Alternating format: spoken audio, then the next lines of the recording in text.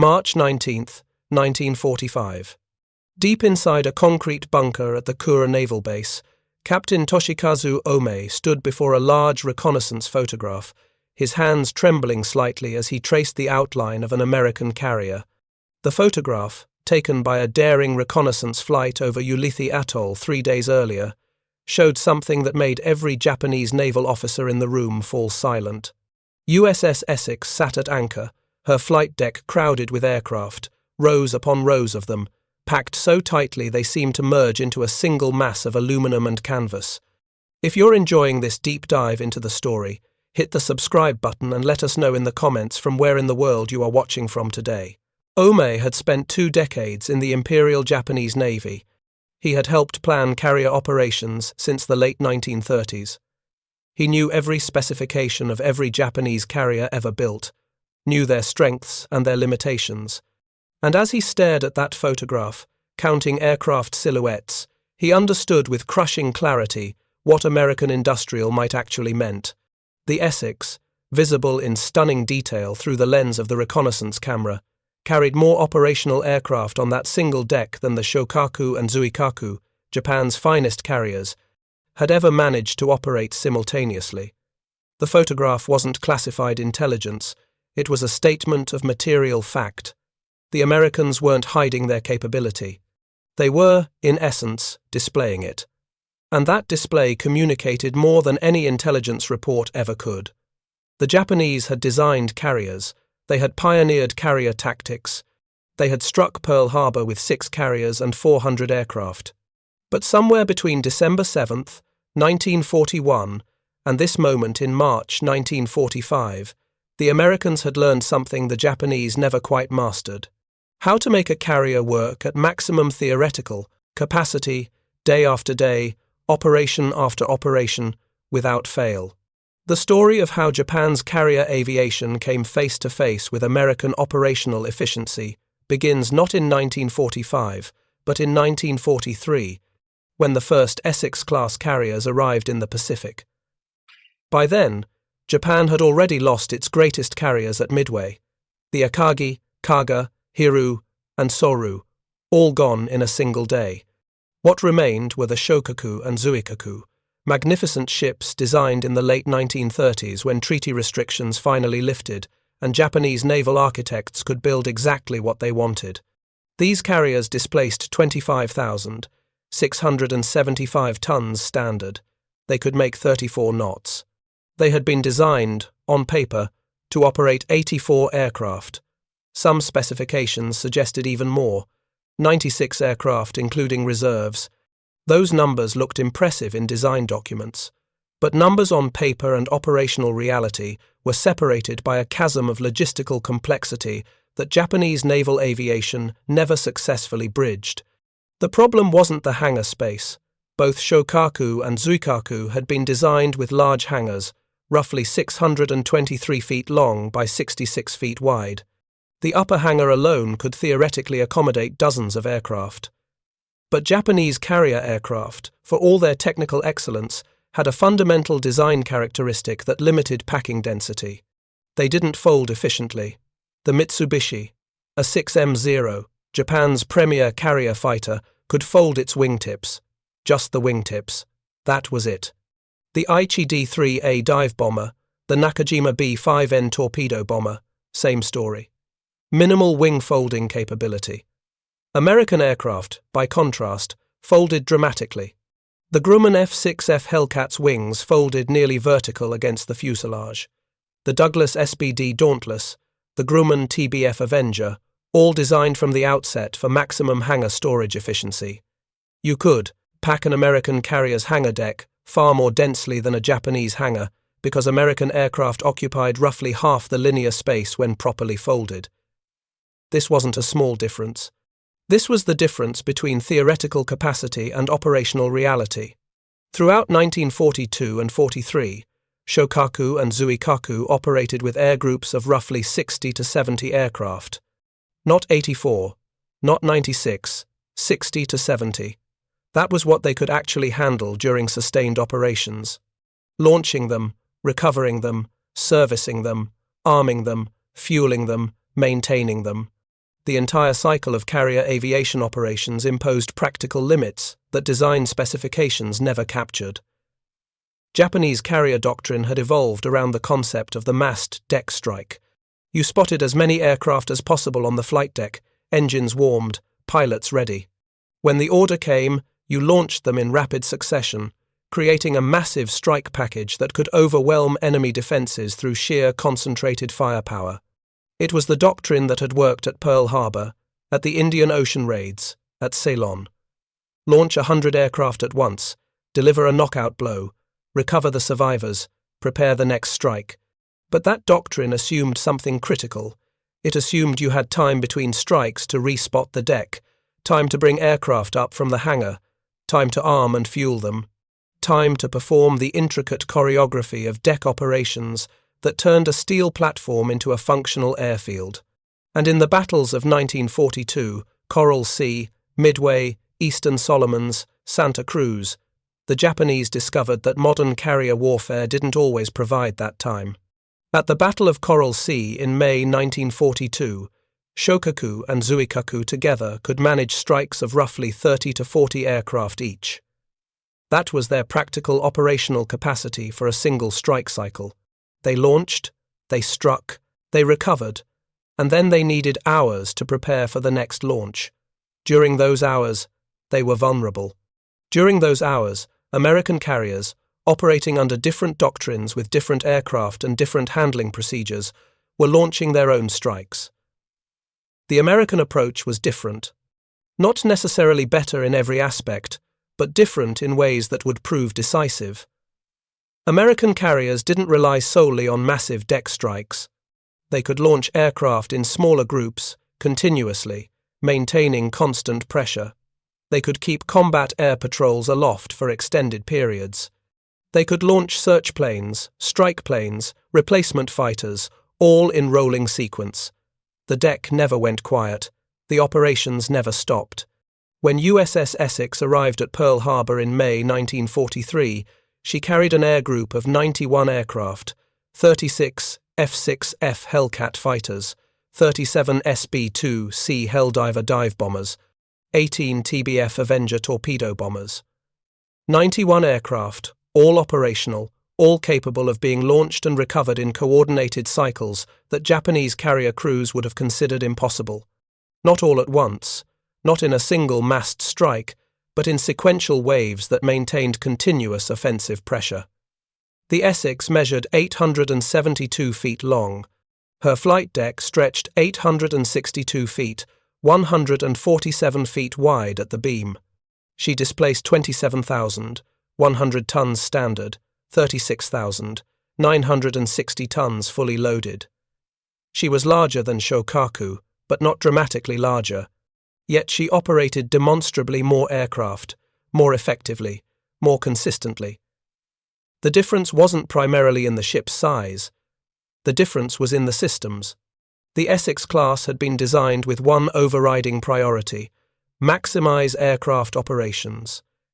Everything else served that goal. The hangar deck was 820 feet, long, 70 feet wide, 17.5 feet high. Large enough to handle larger aircraft, tall enough to allow efficient maintenance work.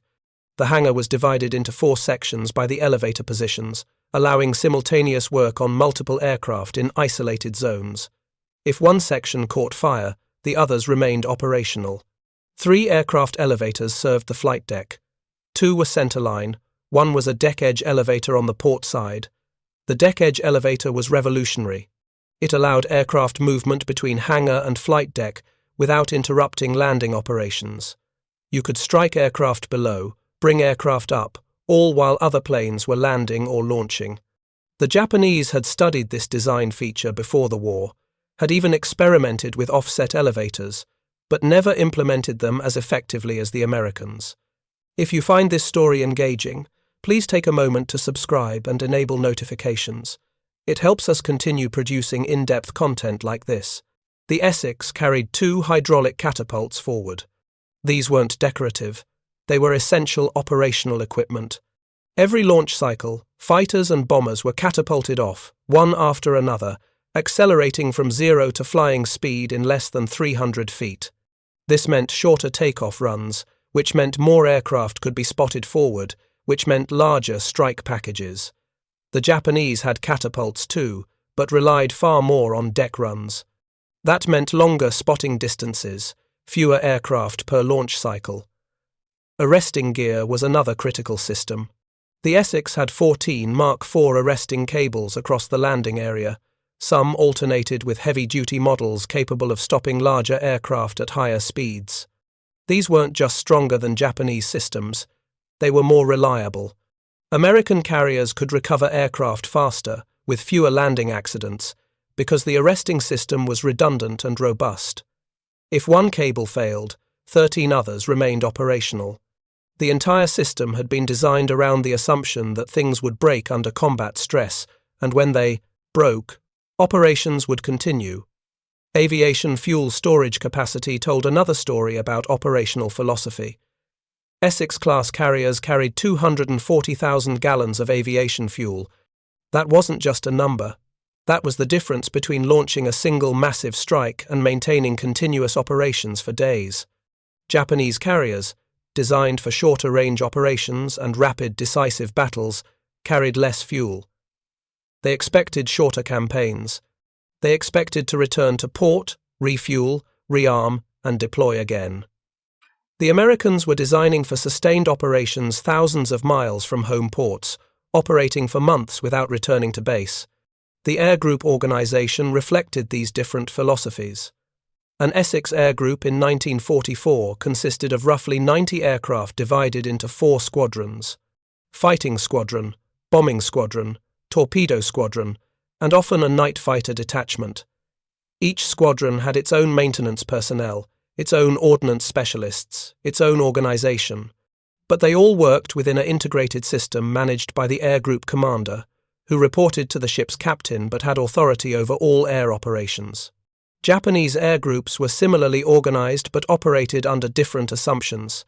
The carrier's aircraft belonged to the carrier's air group, yes, but they were also part of larger combined fleet air operations. Command relationships were more complex, more hierarchical, less flexible. When circumstances changed rapidly, when tactical situations evolved faster than headquarters could react, Japanese carrier commanders often found themselves waiting for orders rather than seizing initiative. The Battle of the Philippine Sea in June 1944 demonstrated these differences with brutal clarity. The Japanese assembled the first mobile fleet under Vice Admiral Jisaburo Ozawa. 9 carriers. The fleet carriers, Taiho, Shōkaku, and Zuikaku. The light carriers, Chiyoda, Chitose, Zuiho, Hyo, Junyo, and Ryuho. On paper, this represented Japan's most powerful carrier force since Midway. They embarked roughly 430 aircraft, everything the Japanese naval air training system could produce after 2 years of catastrophic pilot losses. Facing them, Task Force 58, under Vice Admiral Mark Mitcher, 7 fleet carriers, 8 light carriers. Essex, Yorktown, Hornet, Wasp, Bunker Hill, Enterprise, Lexington, Belleau Wood, Bataan, Cabot, Cowpens, Langley, Monterey, Princeton, and San Jacinto. They carried over 900 aircraft. Not 430. 900. And those 900 aircraft were flown by pilots with an average of 525 flight hours, compared to Japanese pilots averaging less than 100 hours. The numbers were intimidating. But numbers alone didn't tell the complete story. The American carriers operated as an integrated force. They shared radar coverage. They coordinated combat air patrols. They vectored fighters to intercepts using radar data transmitted between ships. When Japanese strike aircraft approached, they didn't face isolated defensive responses from individual carriers. They faced a coordinated defense from the entire task force, with fighters directed to optimal interception points by fighter direction officers studying radar scopes in air-conditioned combat information centers. On June 19, 1944, the Japanese launched 4 massive strikes against the American carriers, 326 aircraft in the first wave. 128 in the second, 47 in the third, 82 in the fourth. These were the kind of concentrated strikes Japanese doctrine called for. Overwhelming force delivered in a single hammer blow. In theory, unstoppable. In practice, they were massacred. American fighters, directed by radar, intercepted the strikes before they reached the task force. The F-6F Hellcats climbed to optimal altitude, positioned themselves between the attackers and the carriers, and shredded the Japanese formations. The pilots called it the Great Marianas Turkey Shoot. Of those 4 strikes, only a handful of aircraft reached the American carriers. 1 bomb hit on the light carrier Princeton, 2 hits on the battleship South Dakota. That was it. Against 900 American aircraft, over 400 trained pilots, and a defensive system that treated carrier protection as a mathematical problem to be solved with radar and coordinated fighter direction. The cost to Japan was catastrophic. 315 aircraft lost in a single day. Not just aircraft, pilots, experienced pilots, veterans who couldn't be replaced. The training pipeline was exhausted. There were no reserves. When those pilots died, they took with them decades of accumulated experience, knowledge of carrier operations, understanding of combat tactics. The Japanese Navy's carrier aviation capability didn't decline after the Philippine Sea. It collapsed.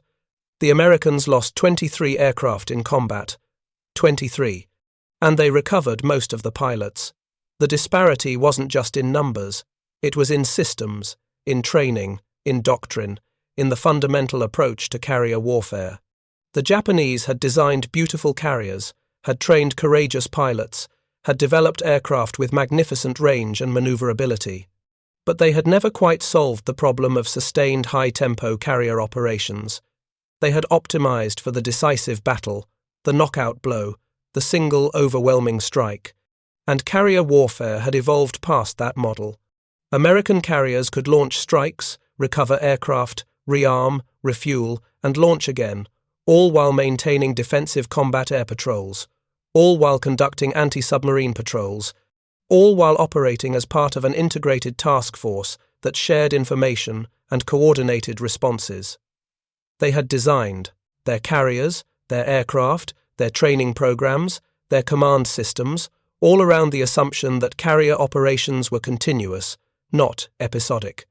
That you didn't launch one massive strike and then wait. You maintained pressure, constantly, until the enemy broke. Back in that bunker at Kure Naval Base in March 1945, Captain Ome was looking at proof of this philosophy. The photograph showed USS Essex at anchor, yes, but her deck was still packed with aircraft.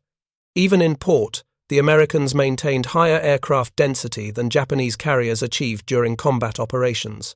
This wasn't showing off. This was standard procedure. American carriers operated at maximum capacity as their baseline, not as their peak emergency effort. Japanese naval officers who survived the war spoke in post-war interrogations about the shock of encountering American carrier operations. They had expected to face a numerically superior force. That was anticipated. American industrial capacity was legendary, but they hadn't expected the Americans to operate carriers more efficiently than Japan, the nation that had pioneered carrier warfare in the Pacific. They hadn't expected American deck crews to be faster, more skilled. They hadn't expected American maintenance to be more effective. They hadn't expected American logistics to support higher sortie rates.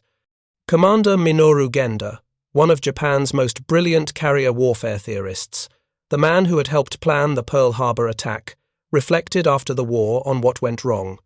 He pointed to training, to aircraft design, to logistics, but he also pointed to something more fundamental. The Americans, he noted, had approached carrier operations as an engineering problem to be systematically solved through methodical analysis and continuous improvement. The Japanese had approached it as an art to be perfected through spirit and dedication. When the two philosophies clashed, engineering proved more scalable than art. This wasn't to say Japanese carriers were poorly designed or Japanese crews were incompetent. Shōkaku and Zuikaku were magnificent ships. Their crews were highly skilled, but they had been designed for a different kind of war. A war of decisive battles, short campaigns, rapid victories. When the war became one of industrial attrition, sustained operations, grinding logistics, the design assumptions underlying Japanese carrier development began to show cracks. The Essex-class represented American assumptions about what carrier warfare would actually look like, not what naval theorists hoped it would look like, but what operational reality demanded. Sustained operations far from home ports, continuous combat over months and years, not weeks and days, maintenance and logistics as important as gunnery and tactics. Aircraft density maximized not for a single strike but for sustained pressure over extended campaigns. Everything about the Essex-class design pointed toward one goal: keep the aircraft operating, keep the pressure on, never give the enemy time to recover. By mid-1944, the pattern was clear. American task forces built around Essex-class carriers could maintain offensive operations indefinitely.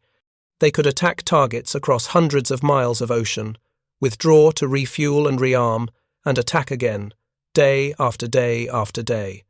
Japanese forces, built around fewer carriers operating fewer aircraft, had to choose their battles carefully. Every sortie depleted irreplaceable resources. Every combat air patrol drew down pilot strength that couldn't be restored. Every strike mission risked aircraft and pilots that represented months of training and years of experience. The strategic implications were devastating for Japan. American carriers weren't just platforms for delivering airstrikes. They were mobile air bases that could project American air power anywhere in the Pacific, faster than Japan could respond, in greater strength than Japan could match, with logistical support that allowed sustained operations that Japanese forces simply couldn't maintain. When Japanese military planners studied American carrier operations in 1944 and 45, they faced a problem with no solution. They couldn't build carriers fast enough. The Untold-class carriers, designed as slightly smaller, more quickly built alternatives to the Shōkaku class, were laid down too late, commissioned too late, and even if they had entered service earlier, Japan lacked the aircraft, the pilots, and the fuel to operate them effectively. The entire Japanese carrier construction program of 1942, ambitious plans for multiple new carriers, founded on simple reality. You can't build carriers faster than the enemy sinks them. You can't train pilots faster than the enemy kills them. You can't manufacture aircraft faster than the enemy destroys them. Not when the enemy's industrial capacity exceeds yours by an order of magnitude. The Americans laid down 24 Essex-class carriers between July 1940 and June 1943, 24. Japan laid down 3 Untold-class carriers in the same period, 3 versus 24. And those 3 took longer to build, carried fewer aircraft, operated less effectively. The USS Essex was commissioned in December 1942, 20 months after her keel was laid. IJN Unryu was commissioned in August 1944, 24 months after her keel was laid, and she was sunk by submarine 3 months later on her first operational mission, never having conducted a single combat flight operation. The disparity extended beyond just building ships. The entire infrastructure of carrier aviation had to support sustained operations. Training facilities, maintenance depots, supply chains, fuel logistics, ordnance production, pilot training schools, maintenance personnel training, all of it had to scale with the carrier force. The Americans built that infrastructure systematically. Naval air stations across the United States churned out pilots by the thousands. Maintenance training schools produced qualified aircraft mechanics in assembly line fashion. Logistics systems delivered spare parts, ammunition, and fuel to forward bases with industrial efficiency. Japan's training infrastructure, optimized for quality over quantity, couldn't scale. Pre-war, Japan trained elite pilots through intensive programs lasting years. Those pilots were superb, but when they died, replacing them with equally skilled pilots was impossible. The training system couldn't produce enough pilots, period, much less pilots of equivalent quality, so standards dropped. Training hours decreased. By 1944, Japanese replacement pilots arrived at combat units with 100 hours or less of flight time. They were, in effect, lambs being led to slaughter. The photographs that reconnaissance aircraft brought back to Japanese intelligence showed more than just American carriers packed with aircraft. They showed the physical manifestation of American industrial dominance. Every aircraft on those decks represented aluminum mined and smelted, engines manufactured, weapons produced, radios installed, all delivered through logistics chains spanning an entire continent and an ocean. Every pilot in those cockpits represented hundreds of hours of training, fuel consumed, instructors' time, maintenance work, all supported by an infrastructure that Japan simply couldn't match. Captain Ome, studying that photograph in March 1945, understood what it meant. The war was lost.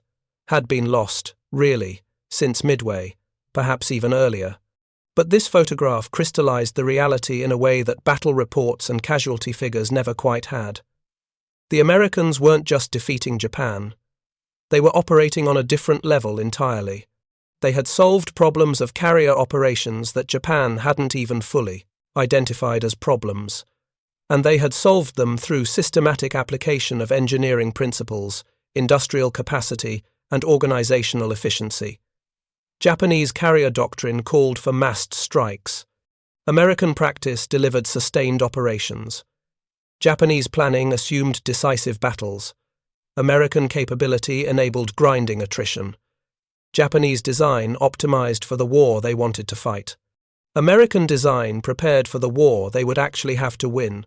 And in that gap between Japanese assumptions and American preparation, the entire course of the Pacific War had been determined. The specific claim that Japanese admirals examined captured Essex carriers is difficult to verify from available historical records. However, they didn't need to examine captured carriers. They examined photographic reconnaissance. They examined battle reports. They interrogated prisoners. They analyzed wreckage of shot-down American aircraft. They talked to returning pilots who had attacked American task forces. All of that evidence pointed to the same conclusion. American carriers operated more aircraft more effectively than Japanese carriers ever had. Whether Shōkaku and Zuikaku ever actually operated 90 aircraft simultaneously is debatable. The documented record shows they typically operated with 60 to 70 aircraft during sustained combat operations. Theoretical capacity and operational capacity were different things. American Essex-class carriers routinely operated 80 to 90 aircraft, not occasionally, routinely. That was their baseline, not their peak performance. The difference wasn't trivial. In carrier warfare, aircraft density translated directly to combat power. More aircraft meant more strikes, more combat air patrol coverage, more anti-submarine patrols, more scouts, more reserves. It meant you could lose aircraft to enemy action and still maintain offensive operations. It meant you could sustain high sortie rates without exhausting your resources.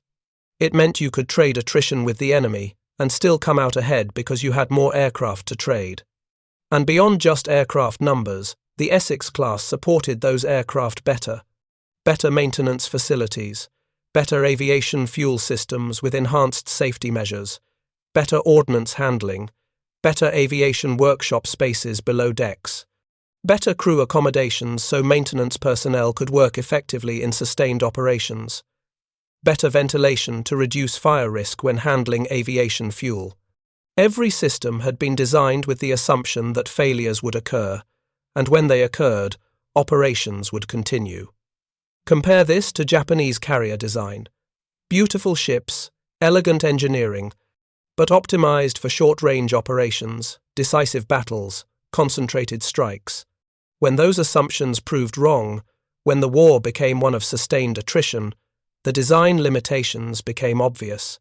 Hangars were large but didn't accommodate the peculiarities of aircraft that didn't fold efficiently. Elevators were powerful but positioned in ways that limited flexibility during simultaneous launch and recovery operations. Fuel systems were adequate but not redundant. Maintenance facilities were sufficient but not spacious. Everything was good enough for the war Japan expected. Nothing was designed for the war they actually got. The psychological impact on Japanese naval officers cannot be overstated. These were men who had dedicated their lives to naval aviation. Many had been involved in developing Japanese carrier doctrine in the 1930s. They had studied under British and American instructors. They had learned from the pioneers of carrier warfare. They had helped Japan become a dominant carrier power. And now they watched as the Americans, relative latecomers to carrier warfare, outperformed them in every measurable metric. It wasn't just defeat. It was comprehension of how thoroughly they had been outthought, outbuilt, outfought. The Americans hadn't won through courage or determination. Japanese pilots were just as brave as American pilots. The Americans had won through systematic application of resources, methodical problem-solving, and industrial capacity operating at a scale Japan couldn't approach. They had treated carrier operations as a logistics problem, as an engineering problem, as an organizational problem, and they had solved those problems more effectively than Japan, despite Japan having a 20-year head start in carrier operations. Post-war analyses, including interrogations conducted by the United States Strategic Bombing Survey, revealed this gulf clearly.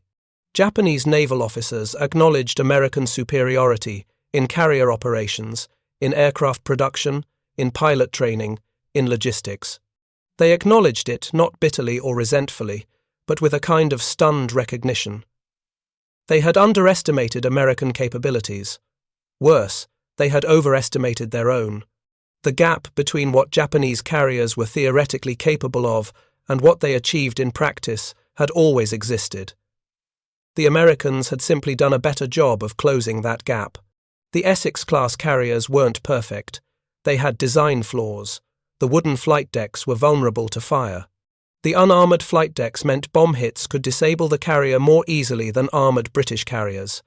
They were cramped, uncomfortable for the crew. The air conditioning barely worked in tropical heat. But they worked. Day after day, month after month, they launched aircraft and recovered aircraft and maintained offensive operations that gradually, methodically, destroyed Japan's ability to resist. By March 1945, when that photograph landed on Captain Omei's desk, the question wasn't whether Japan would lose. The question was how long until surrender. The carriers that had struck Pearl Harbor were gone. Akagi, Kaga, Soru, Hiru, all sunk at Midway. Shōkaku and Zuikaku sunk in 1944. The Taiho, Japan's newest fleet carrier, sunk on her first combat mission. The Shinano, converted from a Yamato-class battleship hull, the largest carrier in the world, sunk by a submarine before ever conducting flight operations. Japan's entire carrier force, the instrument that was supposed to deliver decisive victory in a short war, had been systematically destroyed. And the Essex-class carriers, the instruments of that destruction, continued operating. They would continue operating through Iwo Jima, through Okinawa, through the final strikes on Japan itself. They would operate in Korea. They would operate in Vietnam. Some would serve for 40 years, a testament to robust design and systematic maintenance. They were built for war, but they lasted through peace.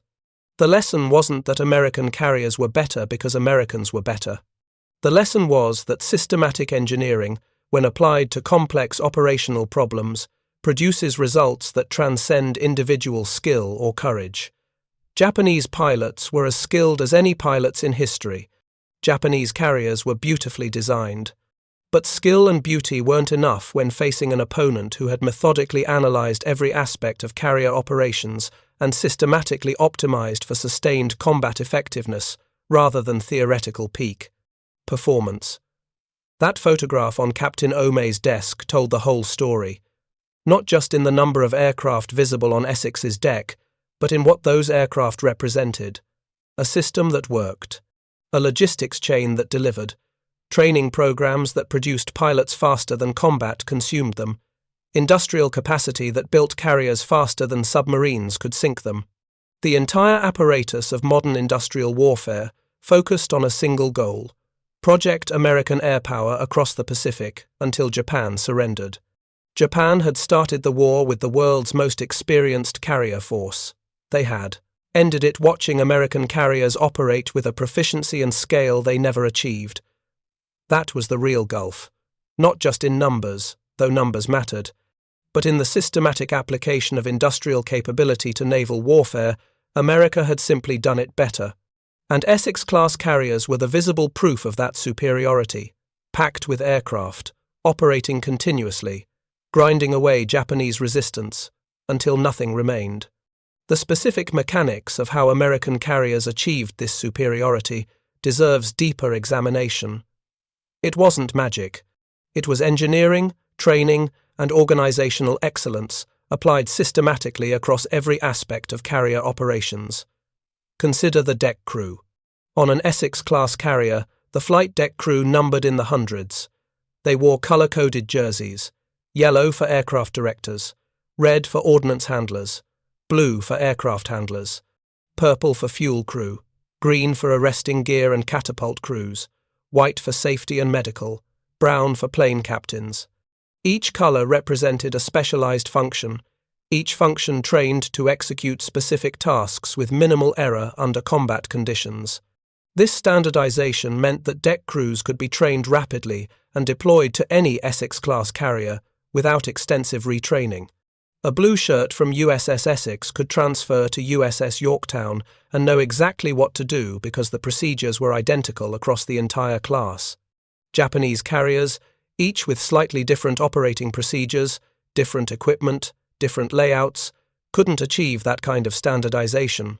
Their deck crews were highly skilled, but that skill was ship-specific, not transferable. The ordnance handling system on Essex-class carriers represented another invisible advantage. Aviation ordnance was stored in magazines deep in the ship, protected by armor and isolated by blast doors. Multiple elevators brought bombs and torpedoes from magazines to the hangar deck, where ordnance crews assembled and fused them. From the hangar deck, smaller elevators or manual handling moved ordnance to the flight deck, where it was loaded onto aircraft. The entire process was designed to minimize the time ordnance spent exposed on the flight deck, reducing fire and explosion risk. Japanese carriers handled ordnance differently. More of the arming and fusing occurred on the hangar deck, or even on the flight deck itself. This worked fine in peacetime, but under combat conditions, with aircraft constantly launching and recovering, having live ordnance exposed on crowded decks created catastrophic vulnerability. At Midway, when American dive bombers struck the Japanese carriers, they found flight decks and hangars crowded with armed and fueled aircraft. The resulting explosions and fires were so intense that damage control proved impossible. Akagi, Kaga, and Soryu were destroyed not just by the initial bomb hits, but by secondary explosions of their own ordnance. The Americans learned from this. Essex-class carriers kept minimal ordnance on the flight deck. Aircraft were fueled and armed in batches immediately before launch, not hours in advance. If an attack caught them mid-operation, the amount of explosive material exposed was limited. This reduced the probability of catastrophic secondary explosions. It didn't make the carriers invulnerable. Franklin and Bunker Hill suffered horrific damage from kamikaze hits in 1945, but the survival of those ships demonstrated that the design principles worked. They took damage that would have sunk earlier carriers and remained afloat, brought themselves home under their own power, and were eventually repaired. The fuel systems on Essex-class carriers incorporated lessons from earlier American carriers lost in combat. Lexington had been lost at Coral Sea partially due to fuel vapor explosions. The fuel system on Essex included extensive ventilation, vapor monitoring, and CO2, fire suppression, systems. Aviation fuel tanks were isolated from each other and from machinery spaces. Pumping systems were redundant. If one system failed, backups ensured fuel could still reach the aircraft. During refueling operations, special crews monitored vapor concentrations and could shut down operations immediately if concentrations reached dangerous levels. Maintenance capabilities on American carriers also contributed to higher aircraft availability. Each Essex-class carrier had extensive workshops in the hangar deck area, metalworking shops, engine overhaul facilities, electronics repair, all the capabilities needed to perform significant aircraft maintenance at sea. Japanese carriers had workshops too, but American carriers were designed assuming they would operate for months without returning to port. Everything necessary to keep the air group flying had to be aboard the ship. That required larger workshops, more spare parts, more maintenance personnel, more everything. But it meant that an Essex could maintain high aircraft availability even during extended operations far from any maintenance depot. The Combat Information Center on Essex-class carriers represented another revolutionary innovation. The CIC was a darkened, air-conditioned space deep in the ship where radar operators, fighter directors, and tactical coordinators managed the battle. Multiple radar displays showed the air and surface picture. Radio communications allowed coordination with other ships in the task force. Fighter directors could vector combat air patrol aircraft to intercept incoming threats based on radar data rather than relying on visual observation. This gave American carriers a 30 to 50-mile warning radius for incoming aircraft, time to launch additional fighters, position existing fighters, and prepare anti-aircraft defenses. Japanese carriers adopted radar relatively late and never fully integrated it into their operational doctrine. They relied more on visual scouts, on human observation, on traditional methods. When American strike aircraft approached Japanese carriers, they often achieved surprise even when Japanese radar had detected them, because the information wasn't processed and disseminated quickly enough. The Americans didn't just have better technology, they had better systems for using that technology effectively. Communication systems across the American task force were robust and redundant. Ships shared radar data via radio. Fighter directors on one carrier could direct fighters from another carrier if needed. The entire task force operated as an integrated air defense system, not as individual carriers defending themselves. Japanese carrier forces lacked this level of integration. They tried to implement coordinated defenses, but without the communication infrastructure and operational procedures the Americans had developed, their efforts were less effective.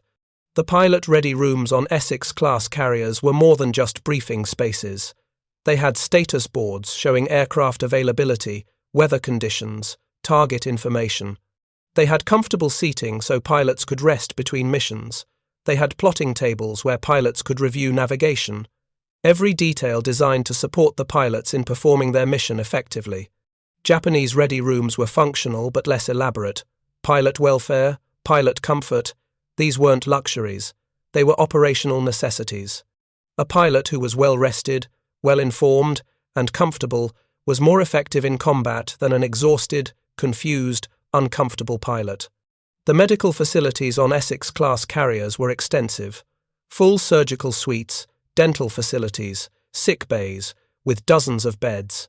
The ships carried doctors, surgeons, dentists, pharmacists, medical corpsmen, all the personnel necessary to treat combat casualties and routine medical issues.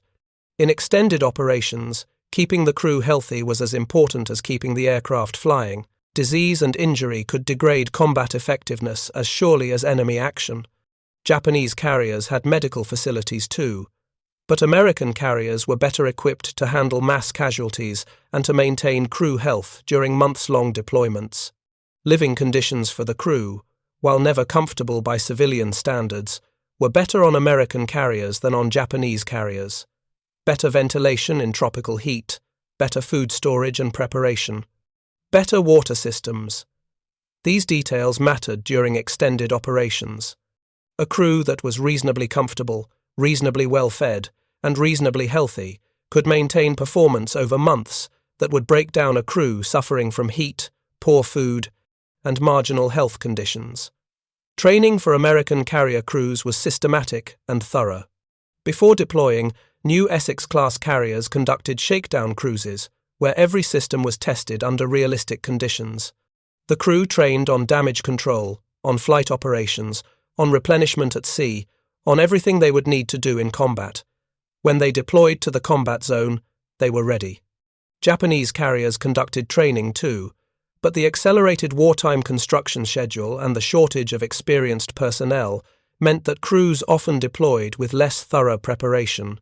The damage control training American carriers emphasized was extraordinary. Every crew member knew their battle station, knew the location of fire extinguishers and hoses, knew how to combat fires and flooding. Damage control teams drilled constantly.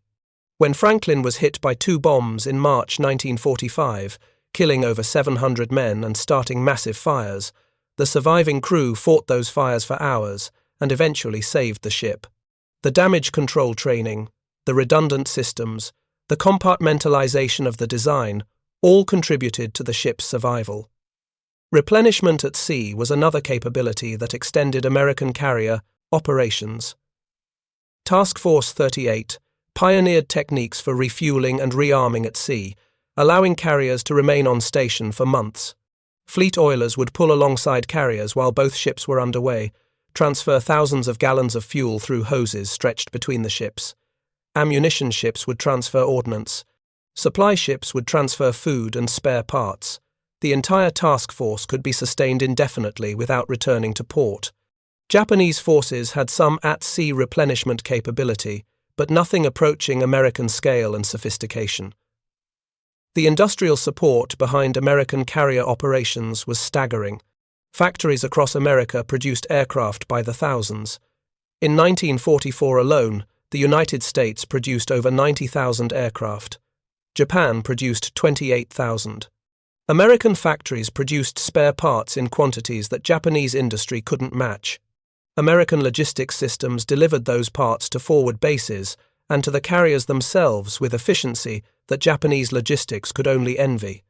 Every replacement engine, every spare radio, every hydraulic pump, every rivet and bolt, all had to be manufactured, transported, inventoried, and delivered where needed. The Americans did this at scale. The Japanese struggled to do it at all. The training pipeline for American pilots produced graduates at an accelerating rate throughout the war.